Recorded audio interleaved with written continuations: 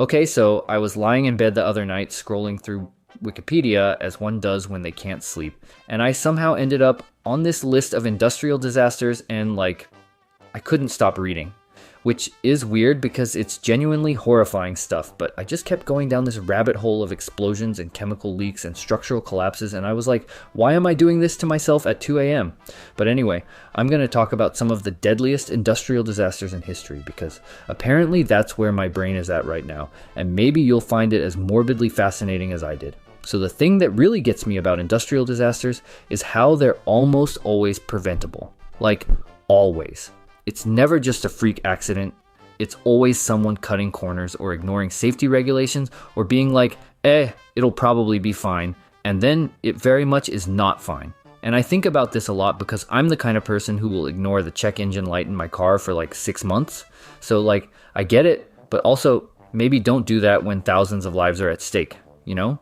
The Bhopal disaster in 1984 is probably the one that messed me up the most when I first learned about it. So there's this pesticide plant in India, and one night a whole bunch of toxic gas just started leaking out because of, shocker, poor maintenance and safety violations. And the gas was heavier than air, so it just settled over the city while people were sleeping. Over 3,000 people died that night. Thousands more died later from complications. 500,000 people were exposed. I cannot even wrap my head around those numbers. That's more than the population of my entire hometown just gone or permanently affected because some corporation decided safety standards were too expensive. And the worst part, the plant's safety systems had been shut down to save money. The refrigeration unit that was supposed to keep the chemicals stable, not working. The gas scrubber that could have neutralized the leak, turned off. There was literally a flare tower designed to burn off escaped gas, and it wasn't operational either. It's like they had a whole arsenal of things that prevent catastrophic disasters, and just decided not to use any of them. Make it make sense. Speaking of things that make no sense, let's talk about the Triangle Shirtwaist Factory fire in 1911, because this one makes me so mad, even though it happened over 100 years ago. So you've got this garment factory in New York, right?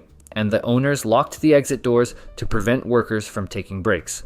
Locked the doors. And then a fire breaks out, and 146 people died. Mostly young immigrant women, because they literally couldn't escape. Some of them jumped from the 9th floor because that seemed better than burning to death. The owners were acquitted of manslaughter. The casual cruelty of it all is insane. But that disaster actually led to major labor reforms, so at least something good came out of it. Which is a silver lining, I guess, but also it's messed up that it takes 146 deaths for people to be like, maybe we should have fire exits.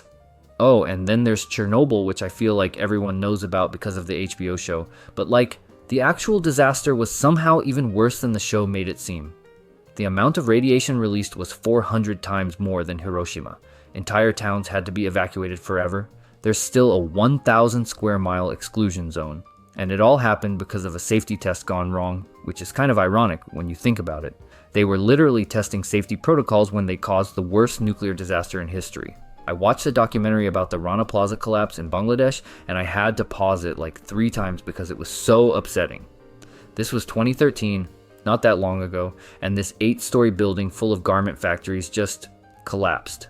1,100 people died, and the thing is, workers had noticed cracks in the building the day before and reported them, but the factory owners were like, nah, it's fine, come to work anyway. And then the building collapsed during the morning shift. Those workers knew something was wrong and they were forced to go in anyway because they needed their jobs. And the clothes being made in that building, they were for brands we all know, fast fashion brands. So every time I'm about to buy a cheap shirt, I think about that and feel guilty, which is probably healthy but also exhausting, you know? There's also the Texas City disaster in 1947, which I'd never even heard of until recently, but it was massive. A ship carrying ammonium nitrate caught fire in the port and then exploded with the force of a small nuclear bomb. It set off a chain reaction that caused another ship to explode and basically leveled the entire port area.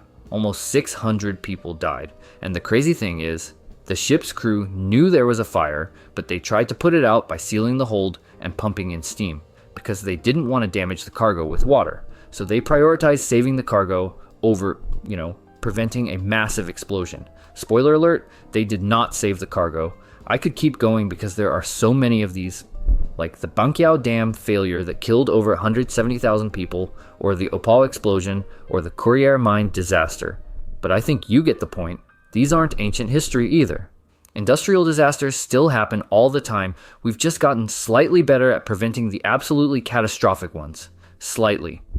The thing that keeps me up at night, and I'm realizing I may have a problem, is thinking about how many of these could happen right now. Like, how many factories or chemical plants or dams are operating right this second with ignored safety violations because fixing them would cost too much money? How many workers are being told it's probably fine when it is very much not fine? It's kind of terrifying when you think about it, which is why I try not to think about it, except apparently I do think about it enough to make a whole video about it, so, therapy is probably in my future. Anyway, the point is these disasters weren't inevitable. They were the result of people valuing profit over safety over and over again, and that's the part that really gets me. Not the disasters themselves, as horrible as they were, but the fact that they were completely avoidable and happened anyway. So yeah, that's my cheerful content for today.